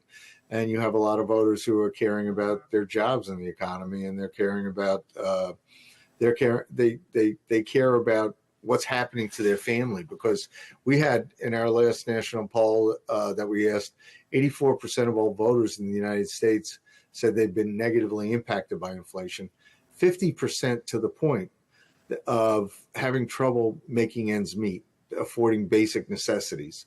That's a shocker for the United States, because you've got a lot of working class voters who are definitely coming out in this election that don't usually vote to support President Trump, because every day when they go to the supermarket, they're making choices on food, on basic necessities that they can't afford certain items anymore. And, price of gas has gone down in the United States, but not to the level of where it was when Donald Trump left office. It's still about 50% higher. And people's utility bills are going up, their energy bills are going up. To get a home now, the mortgage payments on a home are double what they were when Donald Trump was president, because mortgage rates, interest rates were a lot lower. So, we found that when we did a survey of Democratic voters, 800 Democratic voters and 400 independents who voted for Biden in 2020, this was done a couple of weeks ago for the Media Research Center, which is nonpartisan. 70% or more of these voters had no idea where Kamala Harris stood on the issues. 71% didn't know she was defunding our police. You had 74% didn't know she didn't think that being here illegally should be a crime. 75% didn't know that she was the most liberal senator in the U.S. Senate, more so than socialist Bernie Sanders or Elizabeth Warren. You have 81% didn't know she's for eliminating private health insurance. So there's a lot of information about voters where they're trying to rush her into the election, because in most of the battleground states, the electoral vote states that count of the seven key states, 4 to the 7 start voting absentee in September, and most of the rest have early in-person voting in October. So November 5th is the election, which is 56 days from now. However, most voters in the key states and the battleground states will have voted by mid to late October. And so the Democrats are trying to rush this like a snap election in a European system where they don't want much scrutiny on Kamala Harris at all.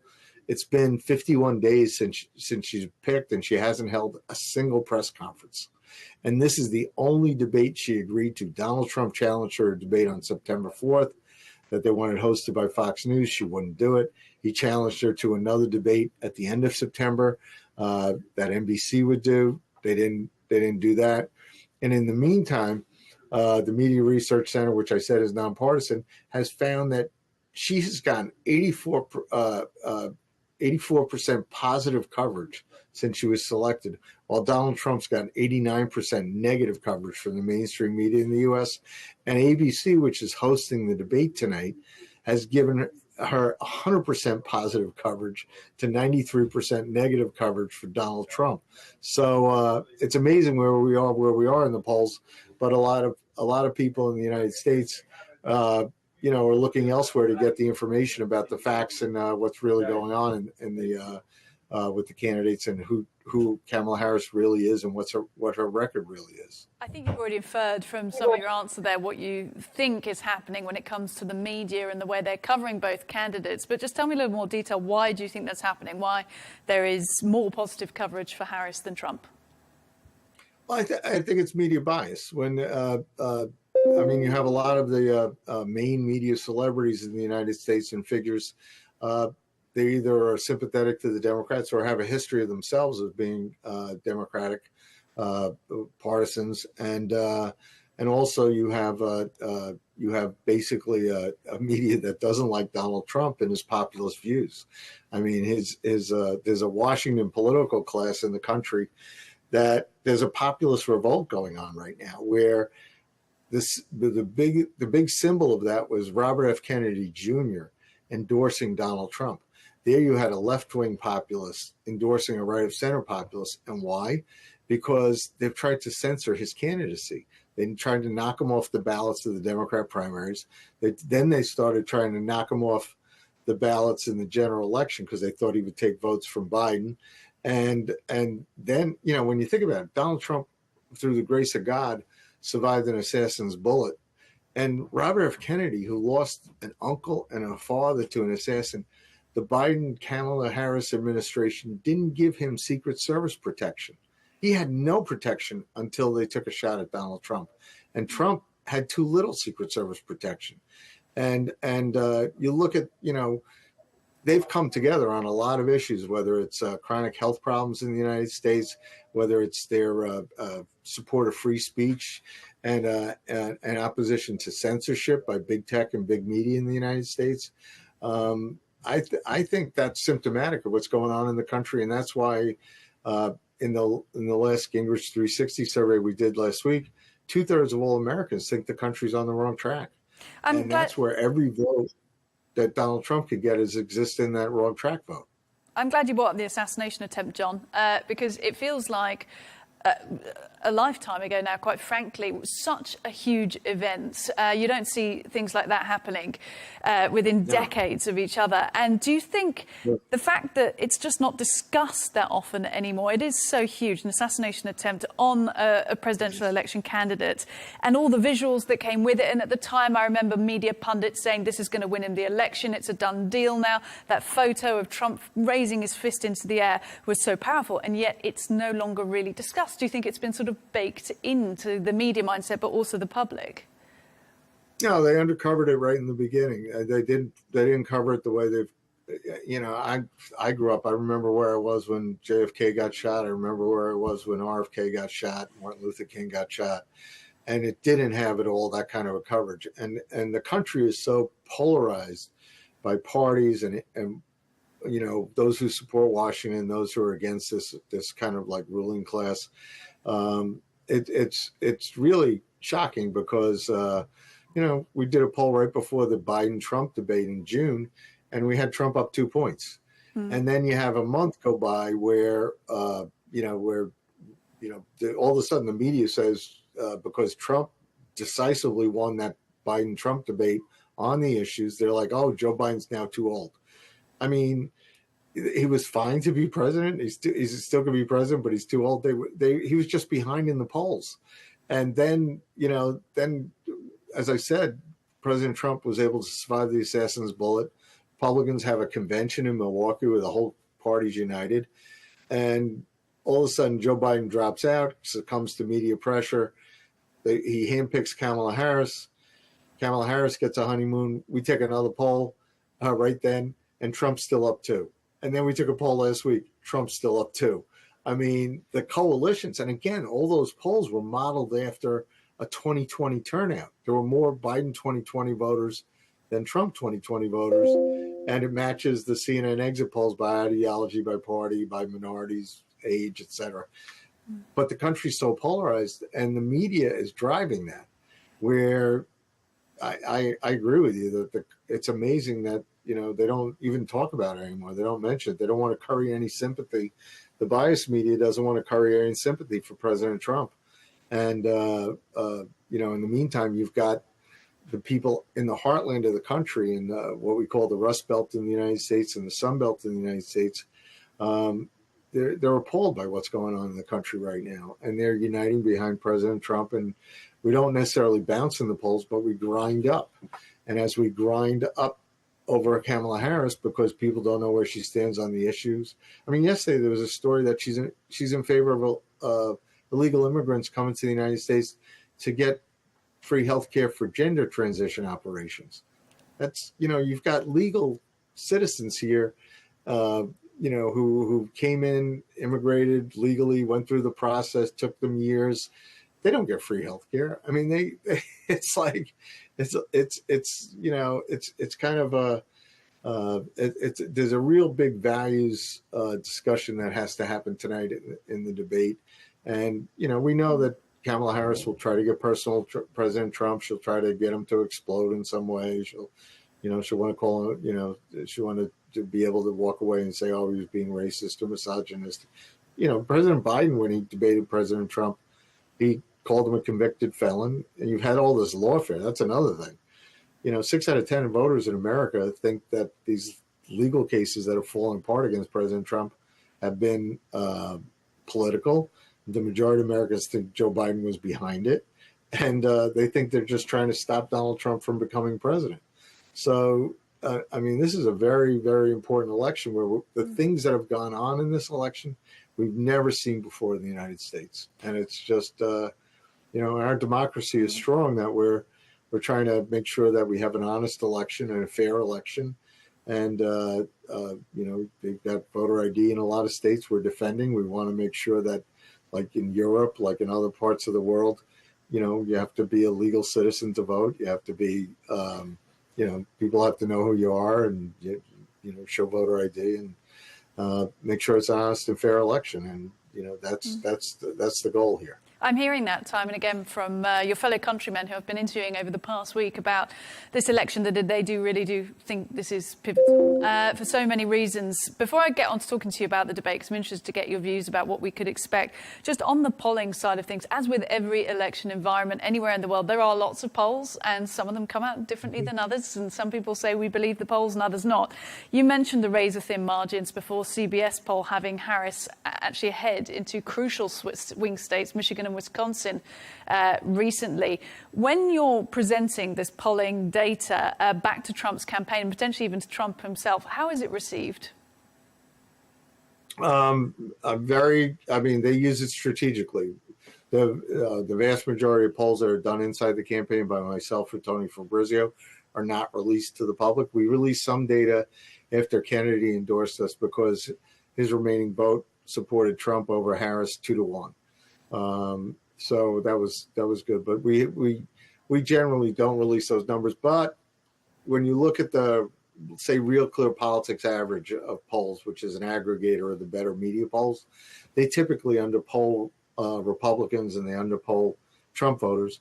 And Tony Fabrizio sent out a memo after the New York Times poll over the weekend, which had President Trump up a point, saying that they actually had the right proportions of Biden 2020 voters versus Trump 2020 voters and the other demographics.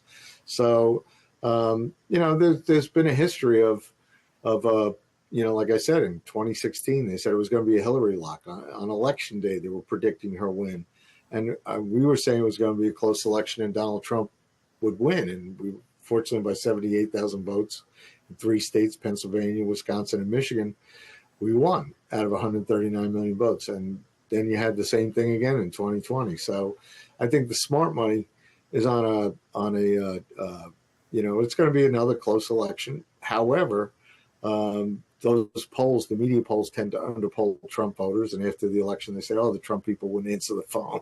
It's not true. They literally, there's polls out that have only 28% Republican national polls. We were 36% in the 2020 election. We were 33% in the 2016 election. So every point you take down Republicans, you're taking a point away from Donald Trump.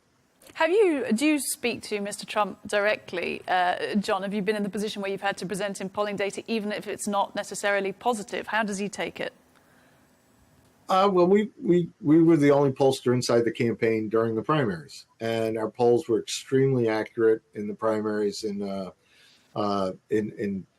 Iowa, and it was a historic win. Iowa, New Hampshire, South Carolina. And there were media polls out there. The morning of the South Carolina primary, I had to call him about something, and I called him, and he was doing a speech in Washington. And he says, so how are we going to do today? I said, you're going to win by 20 points in Nikki Haley's home state. You're going to do great. And he says to me, 20 points. There's polls out here that have me up 30, 35 points. And I said, they're wrong. I said, you're winning. You're going to beat her in a home state. She was governor by 20 points.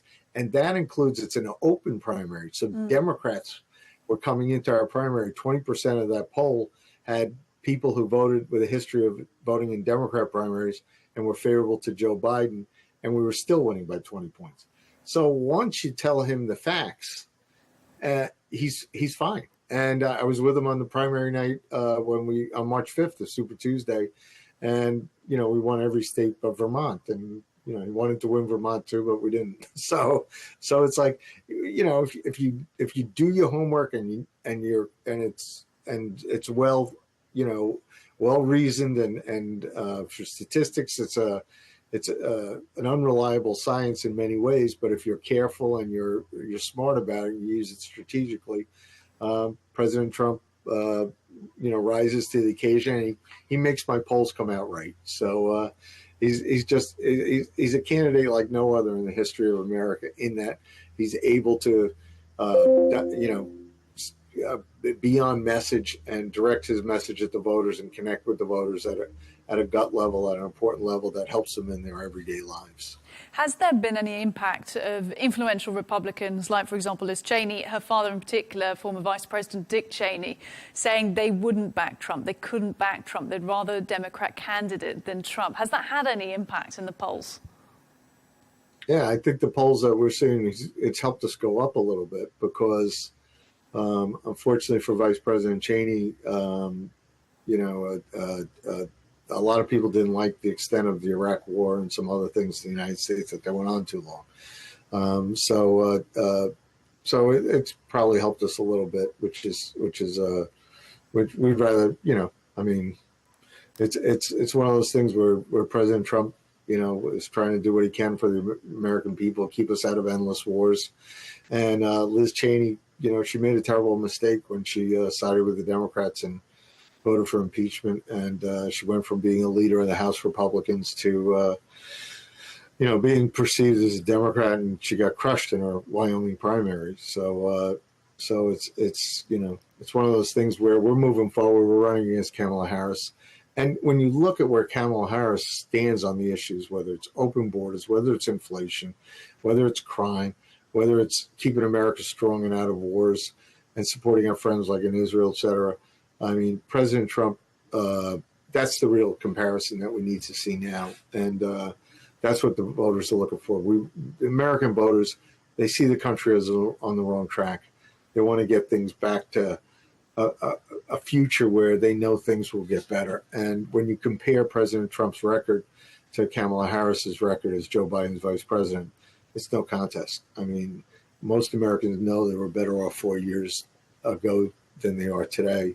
And we would like to have a future where we make that change and go back to lower inflation, a secure border, less crime. We don't need fentanyl all over the country killing our kids. We don't need illegal criminals, whether they're in Manhattan, committed 75% of the crimes, or in Colorado taking over apartment buildings with gangs, et cetera. We don't need that. And, and so Americans want to go back to an America that is safe and affordable again. Liz Cheney saying even in an interview that Trump is depraved. That's her words, and saying he's not a conservative. For you as a Republican strategist, how does it feel hearing that? That's a surprise because we're winning the conservative vote. But we're looking for, when you compare President Trump's record against Kamala Harris, there's only one conservative running for president. She may have flip-flopped on fracking, and you can't believe her. She may have flip-flopped on a whole bunch of other issues. She says that she wants this bipartisan compromise. Well, you're still letting in 5,000 illegals into the country every day. It's almost 2 million a year if they don't cheat.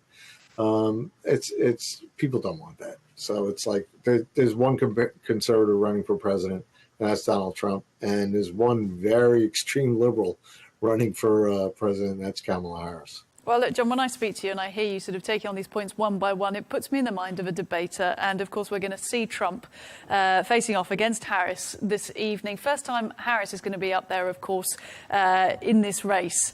And there is some analysis out there. We're hearing that Trump doesn't prepare all that much for debates, but that he's going to look to sort of charm and disarm Harris. Do you think that's true? He does prepare. I've during the primaries, I had to go with him to Iowa to help him prepare for town halls, and he has conversations. And it's he's a unique candidate because he has his own airplane and he's been successful. But as far as I'm sure Kamala Harris has been in Pennsylvania all week preparing, and I'm sure rehearsing. And I hear that her campaign team was even meeting with Keir Starmer's people from the UK or whatever. So she does prepare, and I wouldn't underestimate her because she was the one in the debate with Joe Biden that delivered a hit on him on busing, his support for his opposition to busing for integration, and she delivered a hit on Biden. And she's she had a debate with Mike Pence that she was able to do well in, and I wouldn't underestimate her skills and her preparation. On the other hand, President Trump, he prepares, he's debated a lot. And the key thing is to stick to the issues. And we'll see how ABC does. And look, so, we'll see how it all goes, because these debates often, the whole world is watching. There is always accusations of bias, one candidate getting more time than the other. They're hopefully ironing all that out. But when it comes to their debating styles, like you said, Harris herself has got prosecutorial experience from being a California Attorney General in her time. She's also, some say, got a sense of humor. She's younger. She's a woman. Do you think all of this could rattle Trump? No, I don't think it'll rattle him. But I think, on the other hand, I think the points you just made, those are serious considerations that I wouldn't underestimate her in the debate. I mean, she was tough in the Senate when she held hearings. She was, I'm just surprised she's flip-flopped on a lot of issues and she hasn't stood her ground. But we'll see. She, really, this is when most Americans view in tonight. This will be the first time they've actually seen her where she has to answer questions about her issue stance, and I wouldn't underestimate her ability to try to fudge that. She's clearly running from the radical left back to the center, and she's got to run away from her, record with as Joe Biden's vice president for the last 4 years. So I think it's going to be a most interesting and important debate. We still have 56 days to go, but this is critical for the American voters to pay attention and see what happens. And look, finally, John, it's only a few hours to go until we get to see him on stage and Harris. Trump, though never far from the spotlight, seems to enjoy it quite a lot. You think he's going to prepare for this one, you've just said, but in terms of how he's kind of physically preparing right now, getting in the zone, do you think this just is, a sleight of hand for him? Do you think it's easy for him? The man has great stamina. It's unbelievable the way I've seen him, where he flies to 5 different cities in a day, gives an hour speech in each place, and he works from dawn until well into the evening. So I would expect to see that same kind of stamina today, and it's he's just he's been an astounding, unique figure in American political history already. For this is the 3rd presidential run, and I would expect he will be up and ready for this tonight. Donald Trump's presidential campaign pollster and Republican strategist John McLaughlin, thank you. Thank you.